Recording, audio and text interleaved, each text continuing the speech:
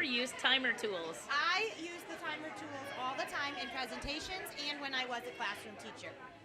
How do you like TimerTools? I love the TimerTools. It makes it very easy. I used to have to use my phone to do a timer, and I would have to worry about draining the battery, and now this is right on my computer, and I don't have to worry about that at all. It's right there, and I just push a button.